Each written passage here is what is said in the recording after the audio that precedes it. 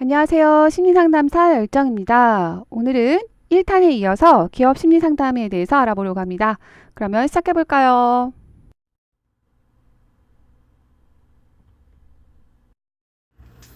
네, 국내 기업의 상담의 역사는 1990년대 중반에 대기업에서 사내 상담실로 시작이 됐는데요. 2000년대 중후반부터 국내 EAP 서비스라는 개념이 도입이 되면서 많은 회사로 좀 확대가 됐습니다. 1990년대 중반에 포스코, 거기서 제일 먼저 시작이 돼서 시작을 했는데, 이후에 좀 잘 운영이 안 됐나 봐요. 아마 이제 상담에 대한 좀 선입견 그런 것들이 있어서 그런지 몰라도 소멸이 됐다가 2005년도에 재개가 됐다고 합니다. 가장 먼저 시작한 곳은 포스코이긴 한데요. 가장 활발하게 또 확장시켜 나간 회사는 삼성입니다. 1994년에 삼성 임직원 및 가족을 위한 복리후생시설로 생활문화센터라고 해서 상담실을 설립을 했고요.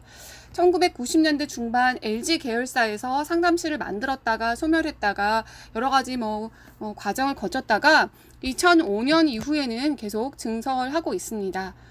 삼성전자에서도 하고 있고요. 삼성전자 전 계열사의 상담실 운영이 이제 확산돼서 지금은 조금 많이 정착되어 가고 있는 과정입니다. 그러니까 대학원이나 교수들도 기업 심리 상담에 상당한 많은 관심을 갖고 있고 활발한 교류가 이루어지고 있는 상태라서 지금은 아마 그냥 그렇게 실행을 했다가 효과가 없네요라고 그냥 매장시키는 게 아니라 활발하게 좀 활성화시키는 방안들 다양한 방면으로 연구를 하고 있는 것 같습니다. 2000년대 초반에 외국계 EAP 회사가 국내에 진출을 했고요. 그게 아마 휴먼 다이나믹이라는 회사였는데 지금 휴먼 다이나믹이라는 회사는 EAP 사업은 비즈니스는 좀 놓은 상태입니다. 그러다가 2005년 이후에 국내에서 EAP 회사, 그러니까 기업 상담을 전적으로 전담해주는 에이전시 같은 그런 회사가 설립되고 점차 이제 그런 대기업만 사내 상담실을 운영하는 게 아니라 아웃소싱이라는 형태로 기업과 또 상담사를 연결해주는 이런 EAP 회사들이 설립이 되면서 중소업체들로 확산되고 있는 추세입니다.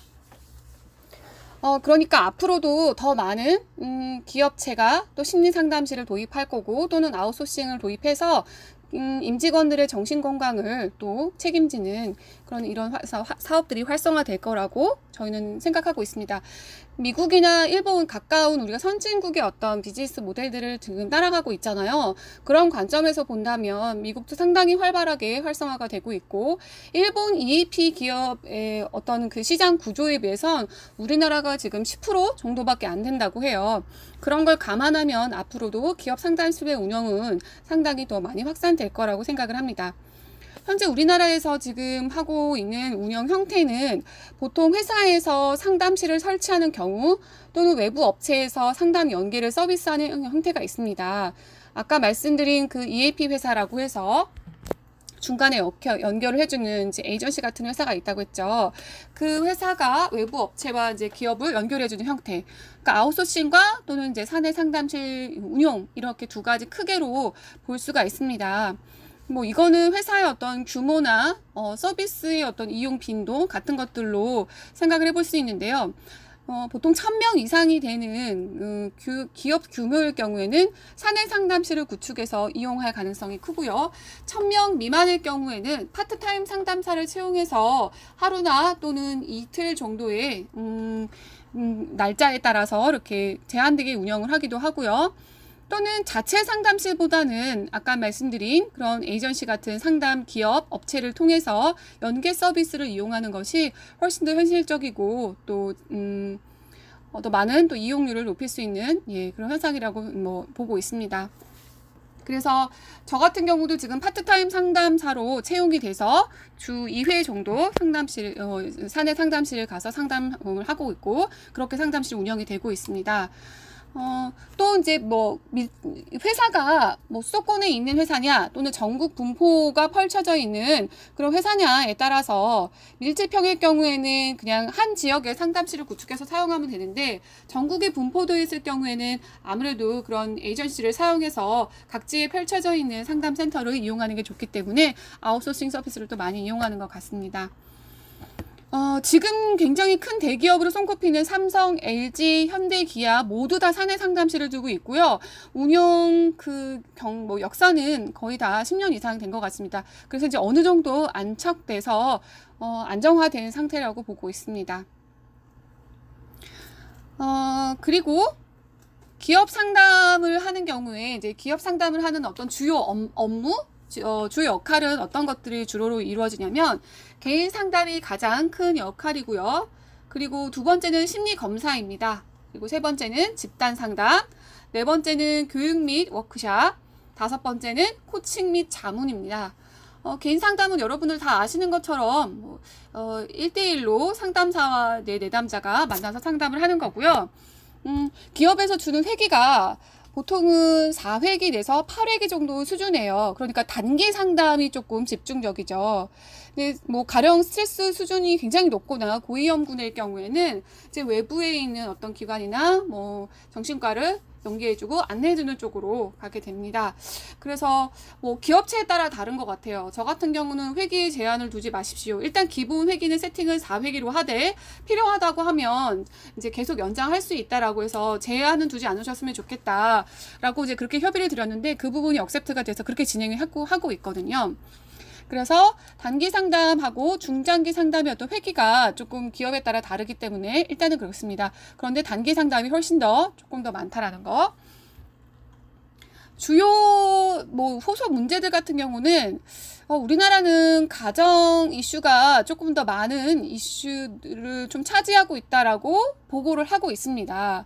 그러니까 뭐 자녀 양육 문제, 부부 관계 문제, 뭐 부모 관계 문제, 고부 관계 뭐 이런 등등의 자녀 이슈나 또 부부 또 부모와 같은 가족 이슈가 좀 많은데요. 제가 실제로 심리 상담을 진행을 해보면 그 이슈가 솔선치 않게 많은 것 같습니다. 그런 이슈가 차지하는 비율이 전체 아마 비율의 한 40~50% 정도를 차지하고 있는 것 같은데요. 물론 그 이슈들로 인해서 심리 상담사를 찾고 있고요. 주 호소 문제는 가족 문제임에도 불구하고 그런 주 호소 문제, 가족 문제로 인해서 직장의 업무와 또 업무 동기, 업무 수행 능력 부분에 상당히 많이 영향을 미치기 때문에 호소 문제라고 하더라도 이 직무 스트레스 관련된 이슈가 아니라 하더라도 이것은 직장 어떤 사기 진작이라든지 수행 능력 향상을 위해서 직장에서 해주는 또 차원의 서비스가 필요한 것이라고 생각이 됩니다. 두 번째가 심리 검사라고 말씀을 드렸는데요. 심리 검사를 하시는 이유는 본인의 어떤 성격이나 자기 이해를 위해서 필요하기도 하고요. 정신건강이나 스트레스 상태 그런 걸 점검하기 위해서도 요구를 하고요. 대인관계 양식이나 자기가 어떤 대인관계를 어떤 문제가 있어서 이렇게 되는지에 대해서 확인하기 위해서도 하시기도 합니다. 그리고 부부관계 양식을 살펴보는 검사들도 하고 있습니다. 그리고 집단 상담 말씀드렸는데요. 집단 상담은 이제 뭐 10명에서 15명 정도의 인원으로 하고 있는 뭐 집단 프로그램들을 말합니다. 근데 이제 외부에서 하는 집단 프로그램들은 보통 비구조화라고 하죠. 적절하게 어떤 순서가 정해져 있고 프로그램이 정해져 있지 않은 그런 집단 프로그램인데 기업체 내에서 하는 이런 집단 상담은 그렇게 비구조화를 하게 되면 효율성이 떨어지기 때문에 주제에 딱 맞는 사전에 만들어 놓고 진행하는 구조화된 집단 상담이 상당히 많습니다. 그래서 보통 진행하는 집단 상담 프로그램은 조직 내 갈등 해결을 하는 집단 프로그램, 그러니까 조직 문화를 좀 돕는 그런 프로그램이 많고요. 두 번째는 효율적인 의사소통을 하는 훈련을 하는 그런 집단 상담. 그리고 세 번째는 자기 성과 관리를 위한 자기관리 집단 상담. 그리고 네 번째 스트레스 관리. 스트레스의 상황에 대해서 해결할 수 있는 방법, 또 이해하는 방법, 그런 부분에 대한 스트레스 관리 능력을 향상시키는 집단 상담. 그리고 해외 주재원 같은 경우는 국외에서 굉장히 많이 활동을 하기 때문에 국내의 어떤 생활 환경을 적응을 돕는 그런 집단 상담도 운영을 하고 있답니다. 그리고 위기 극복 집단 상담이 있는데요. 동료의 자살 또는 사고 이런 어떤 사고 이후에 차후 관리 차원에서 하는 집단 상담들이 있습니다. 그리고 네 번째 교육 및 워크샵이 있는데요. 교육은 이제 강의라는 거죠. 워크 집단 프로그램 같은 경우는 몇 회기에 걸쳐서 진행하는 거라고 한다면 교육 및 워크숍은 보통 뭐 두세 시간 정도 또는 많게는 세네 시간 정도로 진행하는 워크숍이나 교육입니다.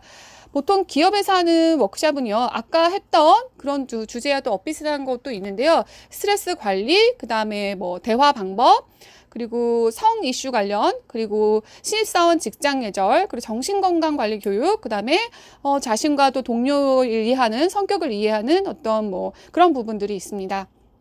다섯 번째, 코칭 자문인데요. 코칭과 자문은 뭐 정신적으로는 특정한 어떤 이슈는 없지만, 심리적인 문제 이슈는 없지만, 자기가 하고 있는 어떤 그 스킬들을 향상시키기 위해서 대화하는 스킬을 뭐 향상시킨다든지, 아니면 리더십 향상이라든지, 아니면 경력 개발 향상이라든지, 등등의 어떤 향상, 수행 능력을 향상하기 위한 코칭이나 자문 같은 것들로 받기도 합니다.